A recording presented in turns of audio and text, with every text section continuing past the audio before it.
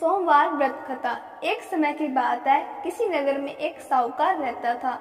उसके घर में धन की कोई कमी नहीं थी, लेकिन उसकी कोई संतान नहीं थी। इस कारण वह बहुत दुखी था, परंतु प्राप्ति के लिए वह प्रत्येक सोमवार व्रत रखता था और पूरी श्रद्धा के साथ शिव मंदिर जाकर भगवान शिव और पार्वती की पूजा करता था। उसकी भक्ति देखकर एक दिन माँ पार्वती प्रसन्न हो गई और भगवान शिव से उस साहूकार की मनोकामना पूर्ण करने का आग्रह किया।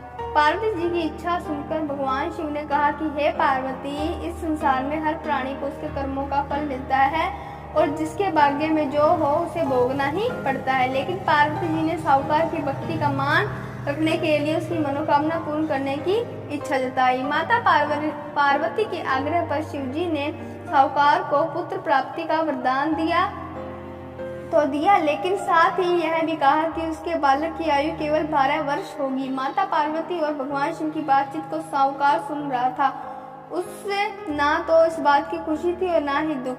वह पहले की भांति शिव जी की पूजा करता रहा। कुछ समय के बाद साहूकार के घर एक पुत्र का जन्म हुआ। जब वह बालक 11 वर्ष का हुआ तो उसे पढ़ने के लिए काशी में भेज दिया गया। साहूकार ने पुत्र के मामा को बुलाकर उसे सारा धन दिया और कहा कि तुम इस बालक को काशी विद्या प्राप्ति के लिए ले जाओ और मार्ग में यज्ञ कराना। जहाँ भी यज्ञ कराओ वह ब्राह्मणों को भोजन कराते और दक्षिणा देते हुए जाना।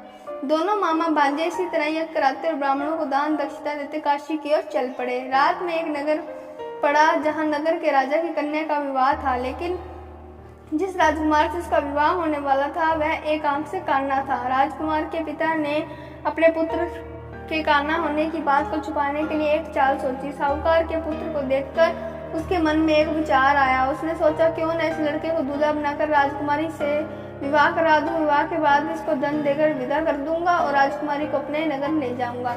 लड़के को दूल्हे के वस्त्र पहनाकर राजकुमारी से विवाह करा दिया गया, लेकिन साहूकार का पुत्र ईमानदार था। उसे यह बात न्याय संगत नहीं लगी।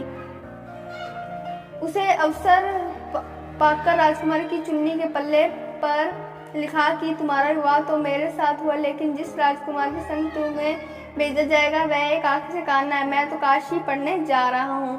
जब राजकुमारी चुन्नी पर लिखी बातें पढ़ी तो उसने अपने माता पिता को यह बात बताई।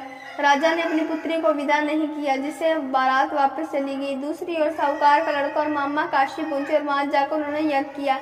जिस दिन लड़के की आयु 12 साल की, उसी दिन यज्ञ रखा गया। लड़के ने अपने मामा से कहा कि मेरी तबीयत कुछ ठीक नहीं है। मामा ने कहा कि तुम अंदर जाकर सो जाओ।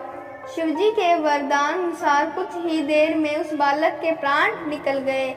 मृत भांजे को देखकर उसके मामा ने विलाप शुरू किया। संयोगवश उस समय शिवजी और पार्वती उधर से जा रहे थे। पार्वती ने भगवान से कहा, स्वामी, मुझे इसके रोने के स्वर सहन नहीं हो पा रहा है, आप इस व्यक्ति के कष्ट को अवश्य दूर करें। जब शिवजी मृत बालक के समीप गए तो उन्होंने बोले कि यह उसी साहूकार का पुत्र है जिसे मैंने 12 वर्ष की आयु का वरदान दिया।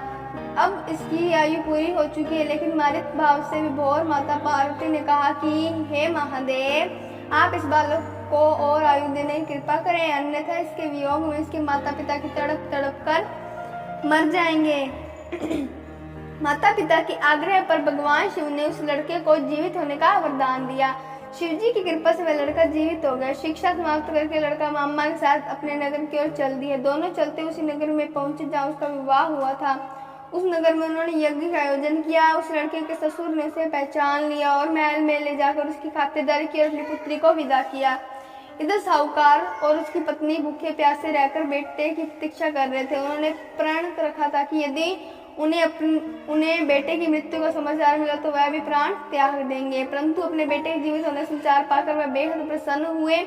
उसी रात भगवान शिव ने व्यापारी के स्वप्न में आकर कहा, हे श्रेष्ठी, मैंने तेरे सोमवार के व्रत करने और व्रत कथा सुनने से प्रसन्न होकर तेरे पुत्र को लंबी आयु प्रदान की है। इसी प्रकार जो कोई सोमवार व्रत करता है या कथा सुनता है और पढ़ता है, उसके सभी दुख दूर होते हैं और समस्त मनोकामनाएं पूर्ण होती है। बोलो शिव भगवान की जय हो।